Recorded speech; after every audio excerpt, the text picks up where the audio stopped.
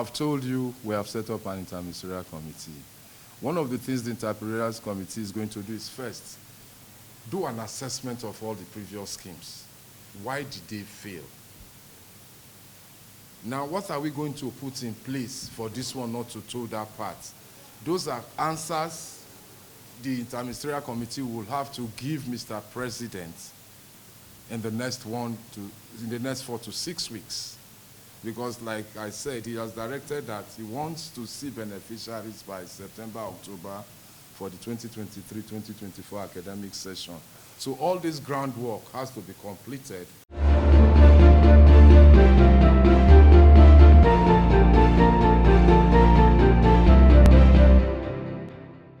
Good evening. I am Amadin Ogbewe. Now, those were the words of the Permanent Secretary, the Federal Ministry of Education, speaking about the loans being rolled out in September. Now, we've heard from the government, we've heard from other stakeholders, including those who had a hand in drafting this bill, which has become an act. But now let's hear from those affected directly by the loans, the student loans. Those are the students themselves. Tonight, I'm joined by the National Coordinator for the Coalition of Northern Group Student Wing, Ms. Emuseh Bokunga. She joins me now to speak about how students think this bill, or this act, pardon me, will affect their lives, their access to education, what it means for the future, their recommendations, and their considerations going forward.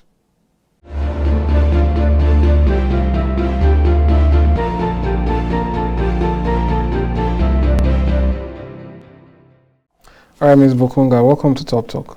Thank you very much. All right, it's been a while since we last talked, and it's, well, I say a bit sad that some of the issues we talked about then are still prevalent now.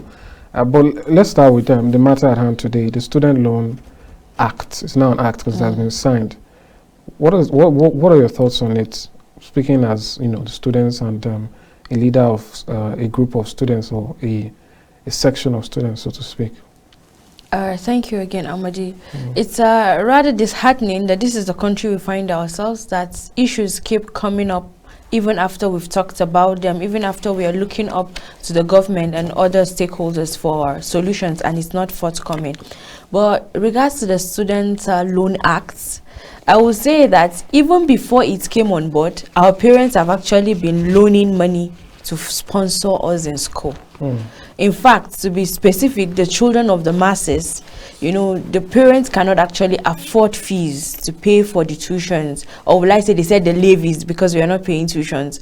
It's rather unfortunate that they are actually loaning money to pay for that. So with this development, because it's actually a development, in the course of our talk, you will know whether it is good or it's not. But then in the course of this development, I would say we're looking up to better things. All right, that's interesting. So there have been mixed reactions. You know, a lot of people have said this is going to be a net positive. This is going to revitalize the education sector. I know some persons make mention of, you know, removing certain things that make education difficult. But before that, like you said, during the course of the conversation, we'll get to know better.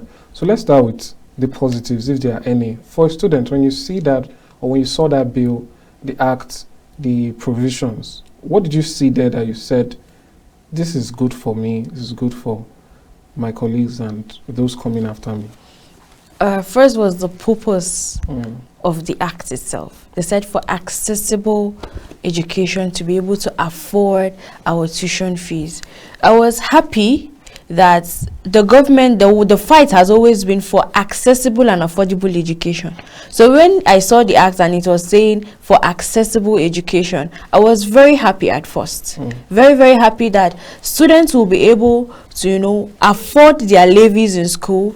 The university, you know, will reduce the tension they have on the hike in tuition fees and the likes of that.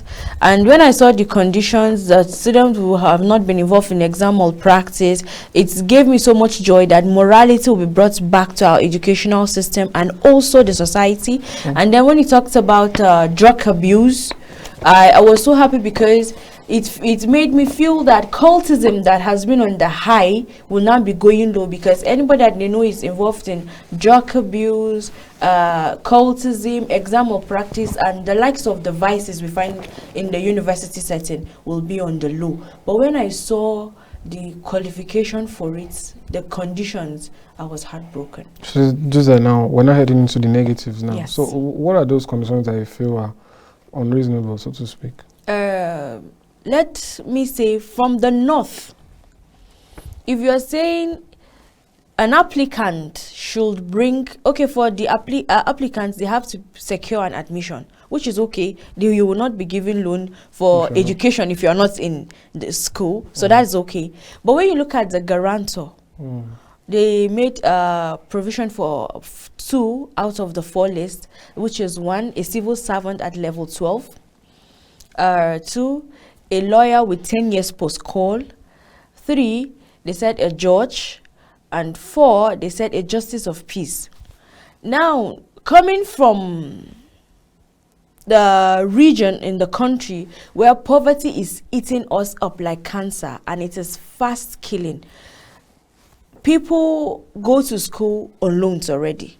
And then when you're asking us to bring guarantors that are at level 12, level 12 is almost a director in the civil service, and then you talk about a lawyer with 10 years post-call. If I have those people in our house or in our family, either the nuclear or the extended, will I even go out for the loans? I won't.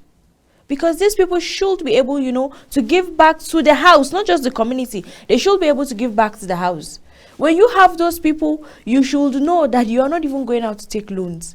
But then, what if you are the first person to go to a university setting or a tertiary education in your family? Who will now be the guarantor for this loan? And then, aside that, if you are asking me to bring a judge, that means this is already somebody that already knows the law. They know what it means when you are defaulting. You know, you see the terms and conditions for non-payment, you know, of defaulting in payments, and you begin to wonder, where will we get those kind of people from? Coming from a house that has about 4 children in tertiary institution right now, are they trying to tell me that if we successfully bring a lawyer with a 10 years post-call, or maybe a civil servant at level 12, and maybe at the extended family, now this is just one family we're talking about, maybe your uncle is a civil servant level 12, and then maybe one of your aunts or somebody is also a lawyer with 10 years post-call, and in just your father's house there are 4 students in tertiary institutions, 4, only your father's house. And then are they trying to tell us that these 2 people will be guarantors for these 4 students? That's our pain. Will they be guarantors for these 4 students? Then this is just one man's home. In the north, we come from a very large family. It's either your father has 2 wives, 4 wives, or your father has just a wife, and the sons and daughters, that's his nieces and nephews, are living with him and he's sponsoring them in school. So now your father has 4 children and you have 2 guarantors. That one has passed. Is it that the 2 guarantors are going to sign with the letters for these 4 students? That is aside. Then the other cousins you have in your house, or your stepsisters or your stepbrothers, is it these same 2 people that will sign? Are you getting my pain? Then the next thing they said, their income per annum has to be less than 500,000. The minimum wage is 30,000. In 12 months, if you are not saving up your minimum wage without touching anything of it, which we know is not possible, it's 360,000. So if they are even talking about income per annum, they are supposed to bring it down to 360, not 500,000. Because how can a person on a minimum wage of 30,000, and you are saying they should be able to be below 500? In fact, about 130 million people are in poverty in this country. So 500,000 for a year is too much. They should bring it down to 300,000, 350 or 360, according to the minimum wage made available. That's for the conditions. Then for the clauses for prepayment, you know, they said you pay back 2 years after you're done serving your country, which is mandatory. There is no guarantee that you will have a job in that 2 years after you conclude school or conclude But are you sure that the act doesn't mean when you have a job? You can't pay if you don't have a You a can't job. pay if you don't have a job. But then we're supposed to have a system that will make provision for that. When you look at other countries abroad, students, you know, when they take loans to sponsor a lot of things, they have a working system. A working system in the sense that you discover that a person that just turned 18 can get a car on credit. He has a job. You know, the system provides for a job opportunity whereby they will be paying off the loan, you know, as time goes on. They'll be paying it off. We don't have those working systems in this country. They made provision of if you have a job or if you are self-employed. The government, that's our president, already talked about giving jobs to youth. We should start seeing those jobs before the loan circulates. Let's start seeing those jobs. Even if they are handworks, let's start seeing them. We can't just keep quiet or sit down and then take loans, you pay your tuitions, and after you're done paying your tuition, you come back, you served your country, you're done serving, you come back and sit at home, trying to look for a means of livelihood. Because presently, as I'm telling you, majority of the people in the north, I'm more specific about the north, because that is our basic point of interest right now, is they are living from hand to mouth. And then the disbursement of the fund is as at when available. So that means if the people at this level take the loan and pay their tuitions and they could not pay back, another person applies. If loans are not available, if funds are not on ground, they will not be accessible. And then indirectly, the university will feel the government is granting student loans to study. So definitely, you know that there will be an increase in a lot of levies and fees in the university. So now somebody took the loans already and they were not able to pay back. Now funds are not available and other people are out there and tuitions have been hiked. People can't go to school. So even though we are happy that the loans are here, but the conditions are way beyond the common man. They are way beyond one of the the masses. conditions. I wonder what your thoughts are on the amount to be paid back, or the percentage that is required from your salary or your profits. Do you think that's okay? The 10% that was proposed. 10%. If you are receiving a salary of 100K, 10% is 10,000. We can, you know, slightly say that's okay, but that's not really okay. We feel if the government can do us more good is if students are able to pay 50% of the loan, the remaining 50% should be waived. We have the resources in this country that we can have free education. So what do you think is stopping it? Especially because even before this, there's already been increment in school fees. Yes, so twice, not just once, but twice. One of the things stopping it is we have to give rooms to creativity and development in this country.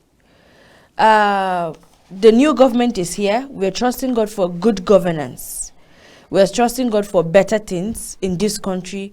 And we can see that they said the removal of the subsidy, you know, is to be able to curtail other things and then to shift the funds to where it will make sense. The refinery that Dangote just commissioned is another thing. It will provide job opportunities for people.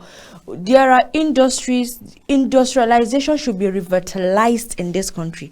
Provide means of jobs for the youth. Another thing is the institutions themselves should devise a means of self-running themselves. They should be involved in agriculture. Agriculture is the new, they said the new gold mine right now. You know, they should be involved in agricultural practices to encourage the students. Okay, when your department has a farm in school, you know, and they'll be looking for workers to work on the farm, mechanized farming and all of that. But in case there are no manpower available, you will now employ the students to work on the farm. You pay them, which they will be able to cover for their expenses within the campus, not even for tuitions.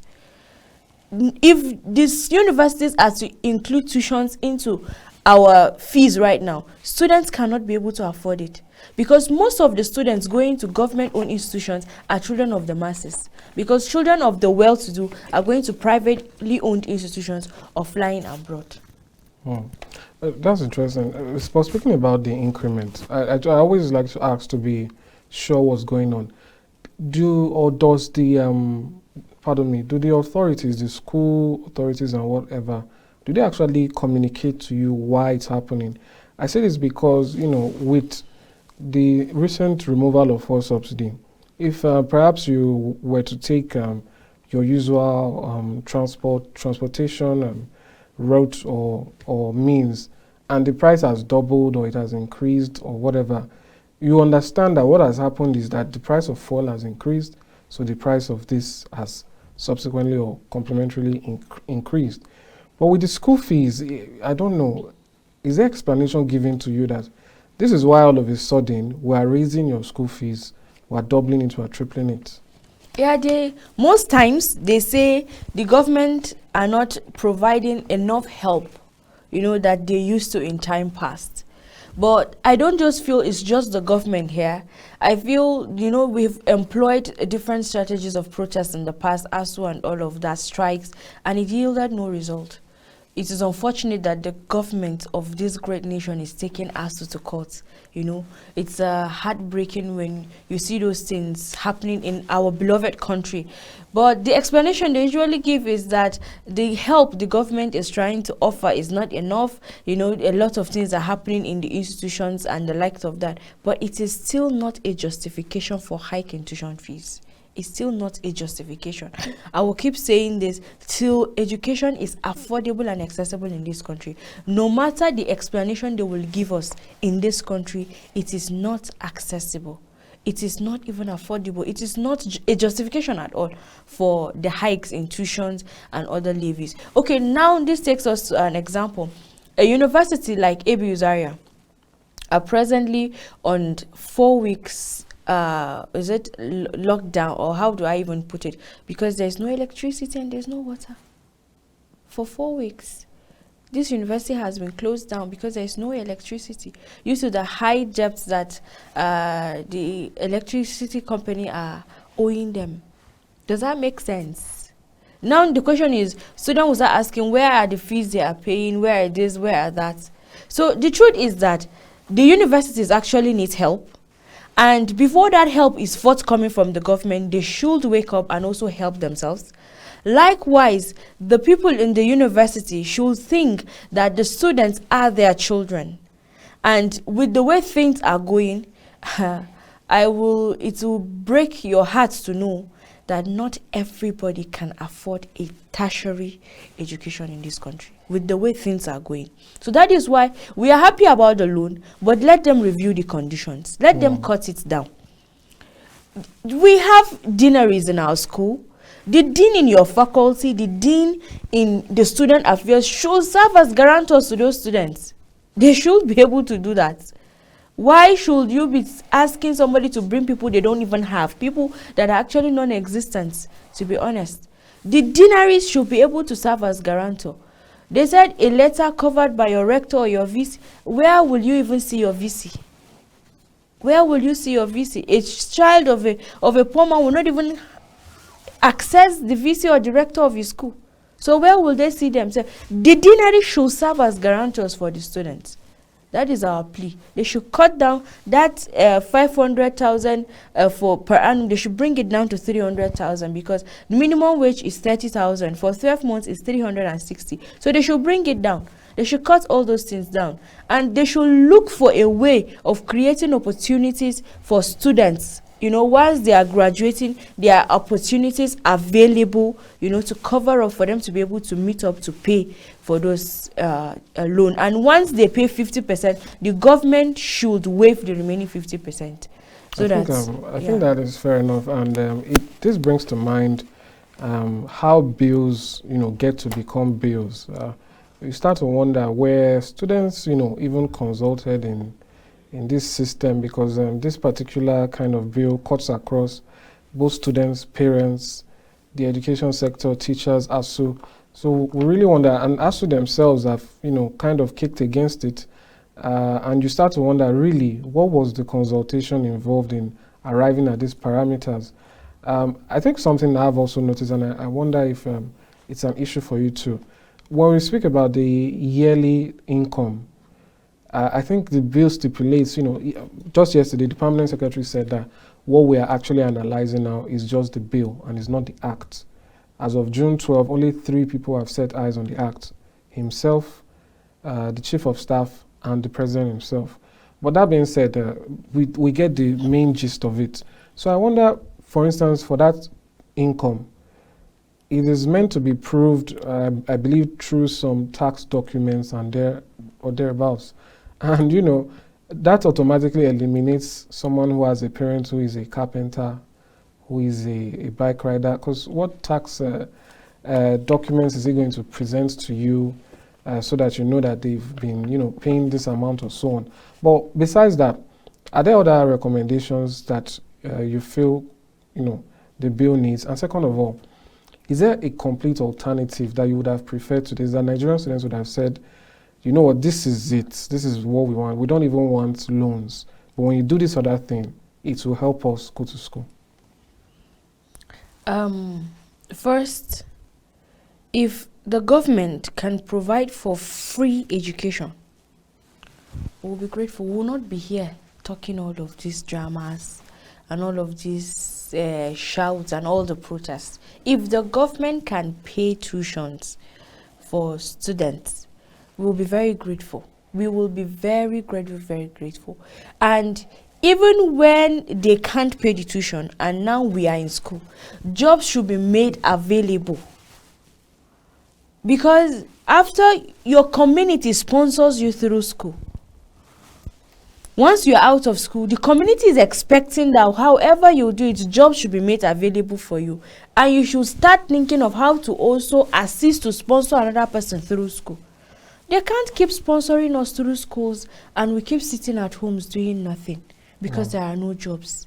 Even when you want to learn handwork, you have to, you pay for those things. The government should be able to provide the means for that and provides funds, startup capitals. They're actually doing well, but they should do better. They should increase the numbers of people they take in, to make them self-employed and reliable. That's why they include entrepreneurship into our curriculums and into our courses. But then it's not enough because most of the practicals comes like once in a semester and it's not enough. You can't learn something once in a semester and it sticks. It's too much of theory. When you want to now do the practical yourself, you discover it's nonsense because all you've just been reading was just paperwork. There was no practical attached to it. Another thing is, the government should take responsibility, a full responsibility of educating the populace about these acts. Educating the populace how is, we have CSOs, we have student organizations like ours, we have other non-governmental organizations. The government should take full responsibility of covering up for the enlightenment of the populace about this act, because a lot of students in the north are not even aware of this. They just know that government is ready to give loan. They don't even know the conditions. They don't know how to access it. They don't know how to apply for it. They don't even know how to receive it. So the government should take full responsibility, with partnership with the CSO, the NGOs, and student bodies and organizations, to educate the populace about these loan acts, so that the people will be aware, so that the people should also know. And if they are actually granting us these loans, as I said earlier, once a student is able to pay half of it, they should waive the remaining 50%. They should cut down the conditions for the guarantors and how to apply for these loans. This is a better, alternative for us in respect to this. That is, if they cannot give us accessible and affordable education. Well, that's really fair. You mentioned an issue about jobs being created and being ready for you. I always give this example of back when I was in school, the head of my department, the lecturer, was taught by another lecturer who is still teaching in the department, and that the very notes that lecturer used to teach our current head of department was being used to teach us decades later. So do you think that's another issue that should be looked into here? If we're all talking about education, Yes. what about the quality of the education? Do you believe the curriculum and the state of things is preparing the youths now, the students now, for real world situations? And, you know, do you think there should be changes in that aspect while all these other changes are happening? There should be a major upgrade. The last time I was here, I told you that laboratories are empty. How do you expect to be doing physics, chemistry, you know, you're doing chemical engineering, and you go to laboratories and they're empty? What will you learn? These are practical courses. What are you learning? You're being handouts that have been used 20 years ago, 30 years ago, they are still being used in your own time. There's no upgrade. The world is fast growing. In fact, it is running so fast that we cannot stop it. We can't stop it. The level of growth and development is far beyond us in this country. There are a lot of technologies that are available. There are a lot of systems that have been set in place. But in our country, we don't see them. We don't see them. Our curriculums needs to be upgraded right from the primary school till tertiary institutions. There is a need for upgrade. June 12 was here just recently, and it has passed, and a lot of people were shouting happy democracy day, happy democracy day. And today when you even ask them what is democracy, they don't even know it. Then what is even true democracy? They don't know it. Are we practicing democracy? They still cannot tell you. Because democracy is far past beyond free and fair election. It is that we can have access to affordable and accessible education, that we have access to potable drinking water, that there's proximity to healthcare services, roads, and our markets. Is that we are living in a society where we can boldly beat our chest and say this society is working, but we are not seeing it. So democracy is past, you know, beyond periodic elections. The government, we should be able to have a system that all of this is inculcated into it. And it is not supposed, democracy is not for politicians, democracy is not for our leaders, democracy is for everybody in this country. So it should also be inculcated right from our primary school education to the tertiary.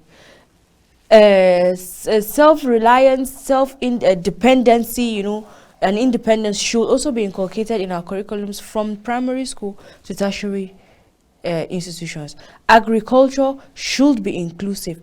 Anything, the world is developing that you think that 5 years from now, it's not going to always be like this. AI is taking up over almost everything that we know, you know. So they should also be inculcated into our curriculums. But you go to schools that during computer lessons, computer classes, there are no even computers, there are no desktops to even use. So what are we doing? Our curriculum is dead in itself. If it's not dead, it's about to die. So the best way is it should be revived and it should be upgraded. All right. Thank you so much, Ms. Bokunga, for coming and for sharing your thoughts and the perspective of Nigerian students. I'll just slip in one more question before I let you go. What about the full subsidy removal issue? How has that affected students? If you can just quickly tell us how that has been. A lot of students can't even go back home because once they pay to go back home, paying to come back to school is a problem. So they are now in their schools or around university communities or colleges looking for what to do to earn enough, not just not enough to even take care of or cater for their needs in school, but enough to allow them survive, just for the head to be above sea level. But any little shaking or any little wave can take them down and they will be swallowed up. It has affected us in ways we don't really want to say negatively, but we know that it is until this moment we discover that people are actually suffering beyond what we are even saying and experiencing in this country. But we want to believe that as they've removed the subsidy from that those funds should be transferred to first education, second healthcare, and other things, you know, to be able to assist the economy, you know, grow the system and make this Nigeria the country of our dreams that we've always desired. Well said, Ms. Bokunga. Thank you so much for coming. It's been a pleasure. Thank you. Thank you.